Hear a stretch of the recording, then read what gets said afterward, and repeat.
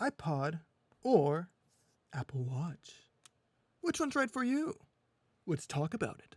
Full disclaimer before this video starts, this is like comparing apples and oranges.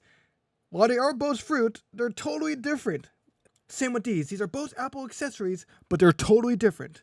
iPod Touch is essentially a standalone device. It's basically a mini version of your phone. Anything your phone can do, the iPod can do as well.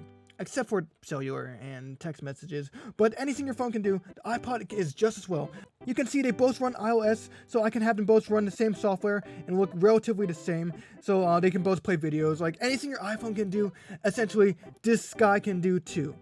Now the Apple Watch is a bit different. Don't think of the Apple Watch as a standalone device.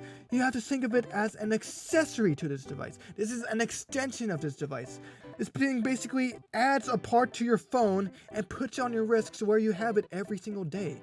So that's what an Apple Watch is. This thing requires a phone to boot up. You can't just use this without a phone.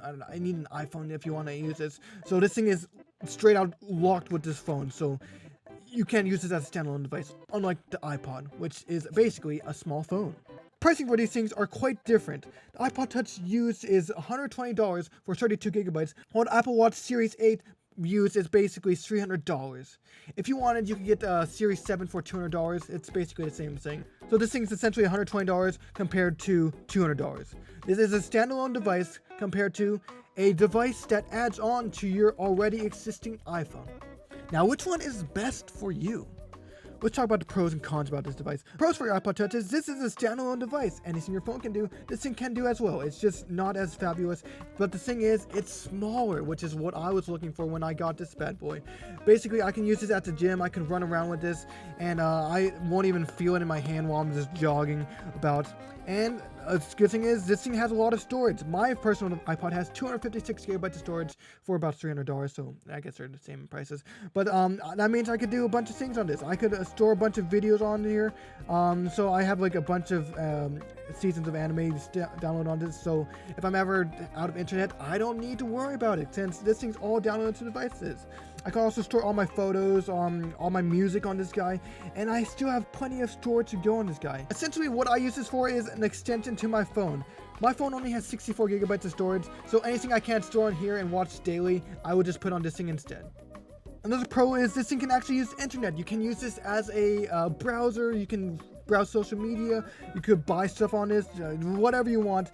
This is basically your phone. So this thing is amazing. You want to watch YouTube? Go for it. You want to find some music? You can do so. This thing does have some cons, however. For example, it has horrible battery life. It only lasts for half a day before it dies, so you have to be careful with this battery. So conserve your battery the best you can. And another thing is, this thing is very slow at charging. So when you do run out of battery, this thing's down for like an hour or two. It doesn't have any fast charging before you can use it at 100% again. Another thing is, this thing isn't as compact as Apple Watch. It is very portable, but it's not as accessible as the Apple Watch. But for what it is, it does an amazing job. I should also mention that this thing is no longer getting updates anymore since it has been discontinued. So if you're okay with iOS 15 for the rest of the iPod's life, then go for it. Now let's talk about the Apple Watch. The pros of this device is, it's an accessory to your device. It's always on your wrist all day, so that means you always have it, as long as you remember to put it on in the morning. This thing can do basically anything this iPod can do.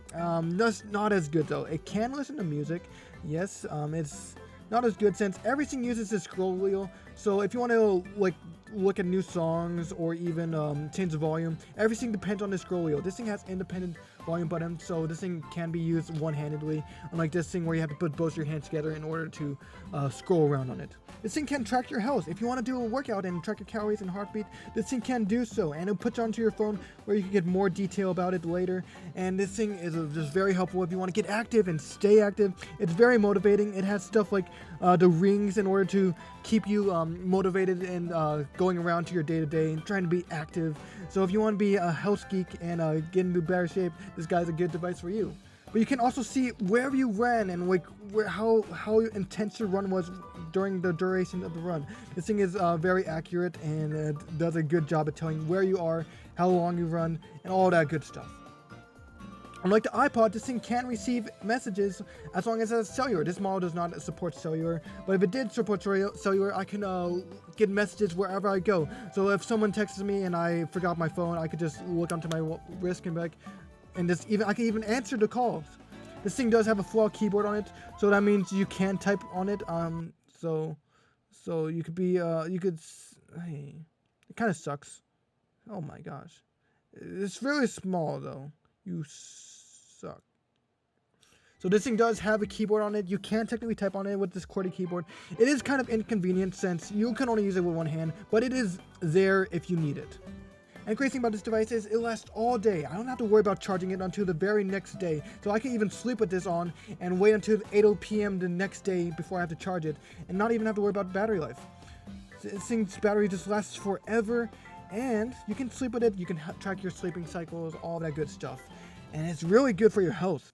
Now this does have some cons. For example, I did show you that QWERTY keyboard. However, the keyboard is very inconvenient since you're only using it with one hand. Try typing with a keyboard with one hand onto your wrist. It's not very fun, especially with this small screen. So while it does work, I wouldn't recommend it. So that is an inconvenience for me. Another thing is this doesn't have dedicated volume buttons. It only has a scroll wheel and a dock button. So if you want to change the volume of the music, it's going to require both your hands since you're going to have to reach over to your watch in order to change the volume manually. Another thing is this does not have a camera. It does have an accessory to where you can take photos, but this does not actually support an actual camera. So you can't actually point this around and expect to take photos if you forget your phone or something. Another thing is this thing does not have a good internet browser. If you want to watch YouTube on this, good luck. You can buy one, but it is not very convenient. Good luck trying to find something, and this screen is so small that even if you do find something to watch, for example this video, it's not exactly the best quality since it's just so small, and the screen's resolution isn't exactly the best. Oh, but it does work. There is quite the difference in the screen sizes, and this thing cannot actually store videos onto it. So, unlike this guy, I can't store like 5 seasons of anime on this, since the storage is very low with only 32 gigabytes. And the screen, there's not even stored on either, so it's not as good as for a standalone device for entertainment. It's more of an accessory to your accessory, as I said, or accessory to your device. Now that comes to the question, which one is for you?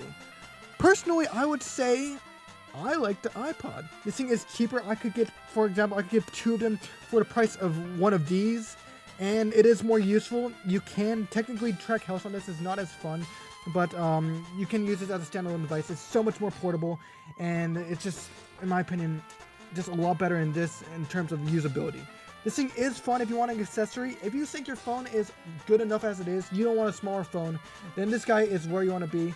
But it really depends on your preference. What do you really want? Do you want to extend your device, or do you want to have another device that's just smaller and more portable for you to use at the gym or something? So it really depends on what is best for you. But that's basically it. Thank you guys so much for watching here, and I'm glad you guys stayed to the end of the video. With that being said, if you're new here, hey, why not subscribe? And I'll see you guys all in the next video for iPods, or maybe even Apple Watches, who knows?